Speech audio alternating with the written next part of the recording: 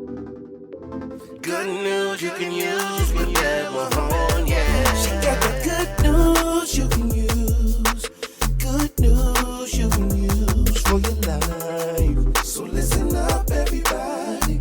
Listen up, everybody. She got the good news you can use. Good news you can use for your life.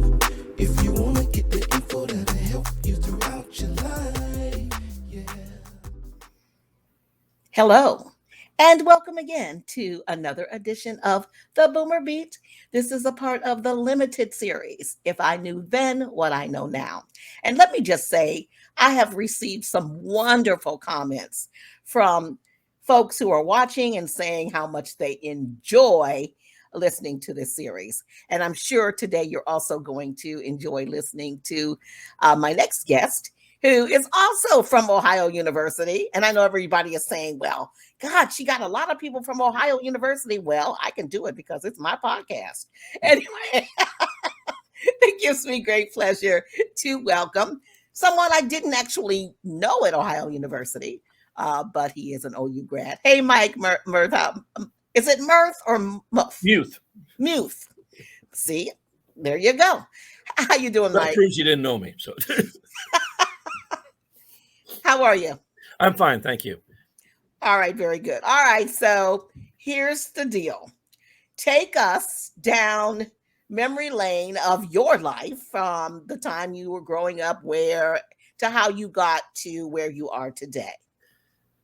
Okay, well, I grew up in Chicago. I came out of the St. Vincent de Paul orphanage. My mother left me there, I guess, when I was an infant, and was adopted pretty shortly after that. Was raised in a working class family in Chicago.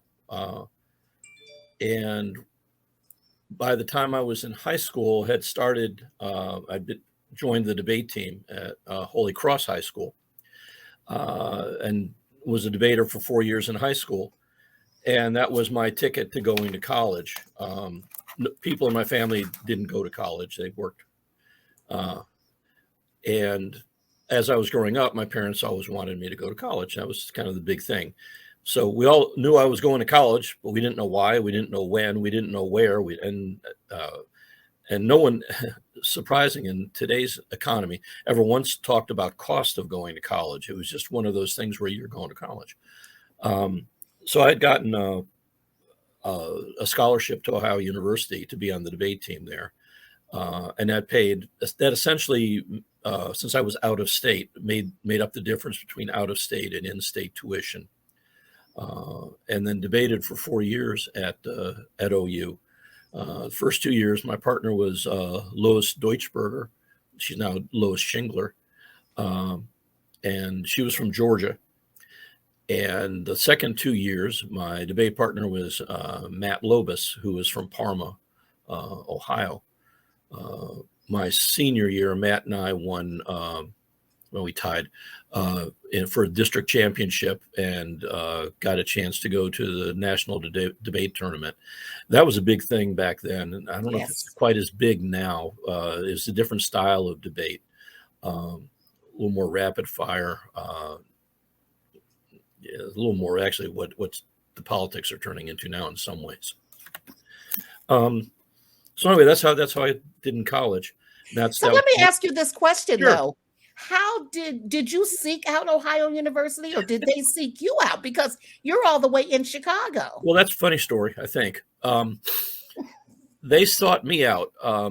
Again, my family didn't go to college, so we knew I had, because I went to high school. They told us, well, you got to take the SAT test and the ACT test. So I took both of those. And they had me read a book called How to Prepare for College. This was back in 1967, 68. I graduated from high school in 68. And the book, the theory of the book was, you don't choose your college chooses you. So that was obviously probably not true now, but so I remember reading that book and said, okay, well, that makes sense. And then took the SAT test. I said, well, how is a college going to know me? And so I said, well, if I send them my SAT scores, they'll know me. And then if they want me, they'll take me. So I just sent them my SAT scores, no application, nothing else, just for see what happens. Nothing happened. And then one day I got a letter from Dr. Ted Foster at Ohio University. And he said, hi, we're interested in offering you a scholarship to debate at OU if you're interested in coming here. And all I remember was looking at that and said, well, by God, they did find me. I had no idea what Ohio University was, who Dr. Ted Foster was. So I wrote a letter back that said, sounds good to me, send me an application. I didn't send to the registrar or to the OU. I sent to the speech professor asking him to, let me into his college. When I talked to Dr. Foster afterwards, he said he threw the letter out saying, what kind of an idiot is it who doesn't know the way you're supposed to apply to get into a college? And by a that is a funny story. By a pure fluke, he was cleaning his desk that day, and someone had left a blank college application on his desk. He pulled my letter out of the garbage and said, oh, he's an idiot. And he sent me the application. And that's how I ended up at OU. Wow. Wow. That is a funny story. And it is an incredible story. And you're right. It obviously was for you. Yep. What did you major in? I didn't. I went to college in that marvelous period from 1968 to 72, where everything was touchy-feely and everybody was searching for new ways to educate people. By the time I got into my junior year, it dawned on me I could not graduate. I had plenty of hours, but I just took what I wanted. So the OU had started a program called the General Studies. It was an experimental degree where, it was non-traditional college major. And I applied to get into that, and I got into that. So I have a degree in General Studies. When I was interviewing to get into the program, the dean who interviewed me said, well, do you realize that we can't guarantee that you'll get a job when you get out of college with a degree in General Studies? I said, like you could guarantee I'd get a job with a degree in philosophy? And he laughed. He said, you understand, you're in the program. That was the end of it. So I have a degree in General Studies. Okay. And so then with a degree in General Studies, you became a judge? Yeah. How does that work? Well, surprisingly, that it was a perfect degree to go to law school in a lot of ways. It allowed me to take what I wanted and to get a high enough grade point average so I could get into law school. Although that wasn't the plan at the time. At the time, the plan was when you graduated from college, you went into the Army because the draft still existed. The draft ended my junior year in college. And suddenly I was a senior and I had to come up with a plan of something to do. So a friend of mine who was also on the debate team, Barry said he wanted to take the bar exam, or he wanted to take the LSATs. I said, what are those? He said, that's what you take to get into law school. I went, oh. And he said, well, he wanted somebody to sort of study with him and take them. So he and I took the test together. And I ended up doing okay on the test, applied to law schools, and ended up going to law school at the University of North Carolina in Chapel Hill. Oh, I did not know that. Yep. Okay. Was that your first choice? I don't think I had a first choice. Yeah, I did. My first choice was University of Chicago, but I knew I wouldn't get in there. But that was where I would have liked, if I had my druthers. I don't know how I ever would have afforded that.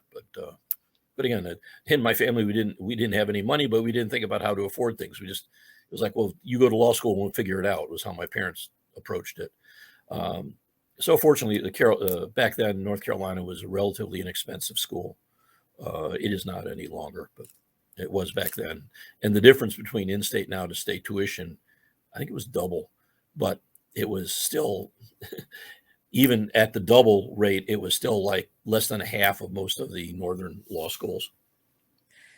You said early on in the conversation, when we were talking about your upbringing, you said that you had been left in an orphanage by your birth mother. Correct.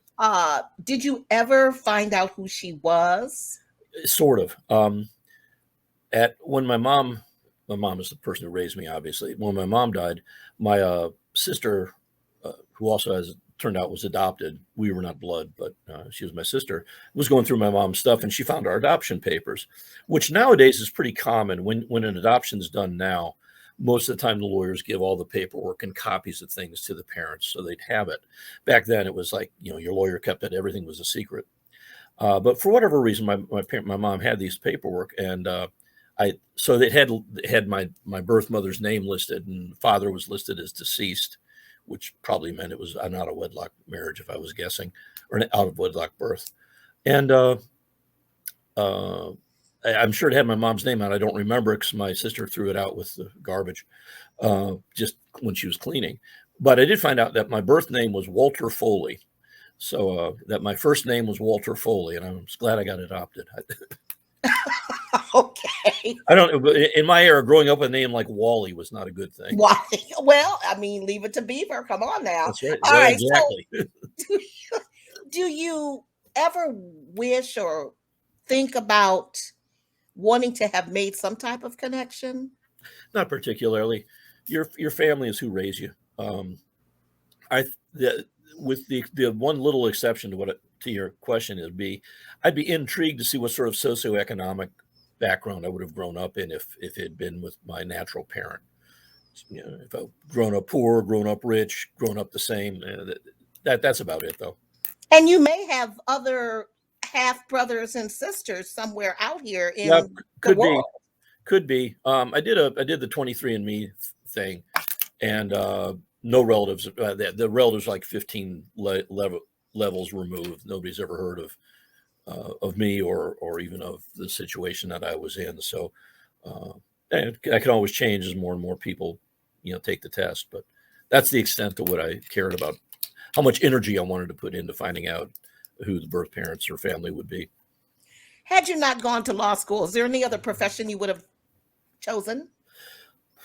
I thought about being a speech professor just because of the connections with debate. It seemed like an interesting thing at the time to do, but when I got into law school, that was infinitely preferable to me at the time, and still would be.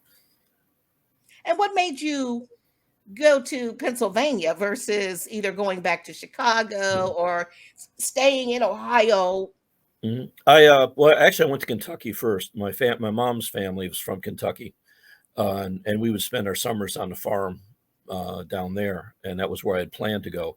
Town was called Mooleyville, Mooley. Has a population of 35.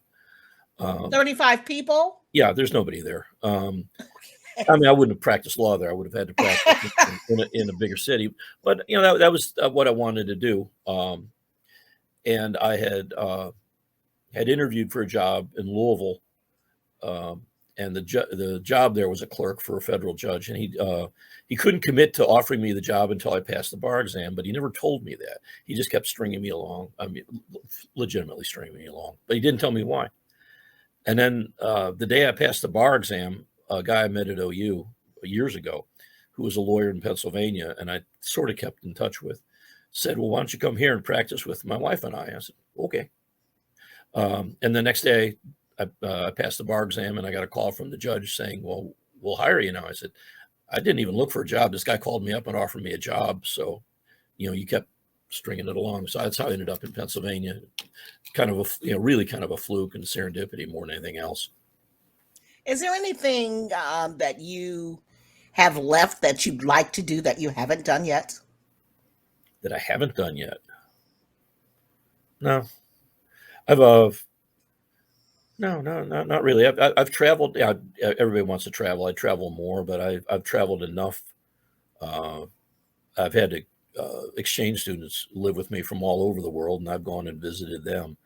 I've gone to Iceland, Norway, England, Holland.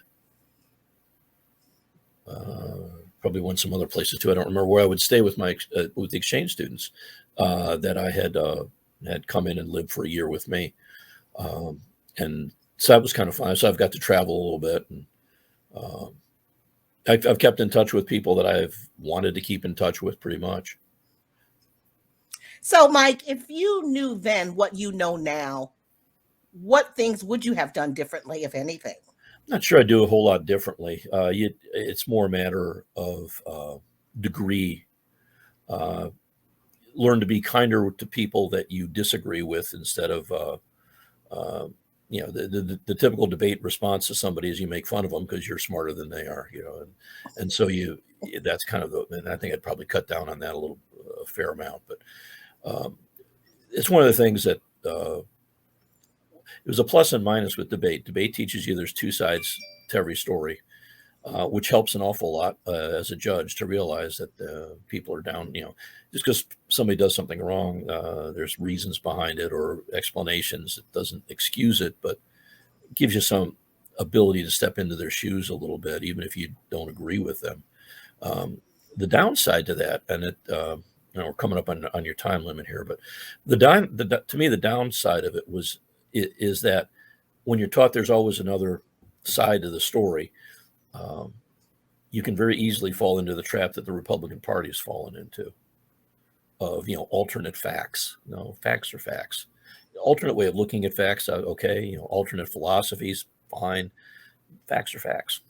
And it seems as if, when you started in debate, one of the first things you learned was, there are two types, there's probably more than two types of argument, but different types of argumentation. Right. And they said the worst and the lowest and the least effective was what are called ad hominem attacks. Don't believe my opponent because he's a lying, no good scumbag or something like that. And we said, you just don't argue that way. It's stupid. It's not good. And that seems to be all people do now. It's all a personal attack on your opponent, as opposed to he believes X. I think X is wrong for the following reasons, not because he's an idiot and believes it, but because here's the reasons why X is wrong. And that's probably I never would have foreseen it so common to just attack your opponent, not with facts, not with philosophy, but with Trumpian style attacks.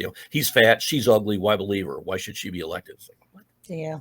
It's sad what kind of world we have morphed into. That is for sure. Well, on this note, I do want to ask you one final question. Sure. What words of wisdom would you like to share? Oh, words of wisdom, Jesus. Hadn't thought of that one. Treat people kindly, even when you disagree with them. Give them a chance and treat them with dignity. It's something I learned from a police officer. When I saw, it was an interaction outside of the courtroom, and the guy was just screaming at the cop. The cop was just sort of taking it. I was really surprised by that. And I asked him afterwards, I said, Vern, why are you doing that? I said, well, this guy's had some problems. He said, and, when I go to places, I go in for a bar fight. Half the people there are going to know me because it's a small town. And when I try to break the bar fight up and somebody jumps on my back, I'm hoping that there's going to be somebody in there who says, I remember Vern, I was a drunk skunk. He treated me properly, and I'm not going to let somebody jump on his back and hit him in the head. He said, and you'd be surprised the number of times people, when I would go be out politicking to get elected, go to the door and say, hi, I'm Mike Muth. I'm running for re-election. Would you vote for me? And the guy say, I remember you. You put me in jail. I'm sitting there going, uh-oh. And I said, and he goes, I was kind of an asshole. So you were right to put me in jail. I'll sign your paperwork. Yeah. Kindness really does matter. Yeah. Yeah, it really does. Well, Mike, this, I was so mesmerized by what you were saying. I wanted to keep going, but of course, time is of the essence here. But I do sincerely thank you so much for taking time out of your day to share your If I Knew Then What I Know Now.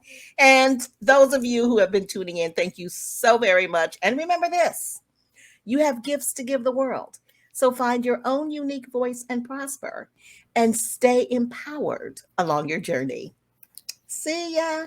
Thanks, Mike. See ya. Bye-bye. Bye.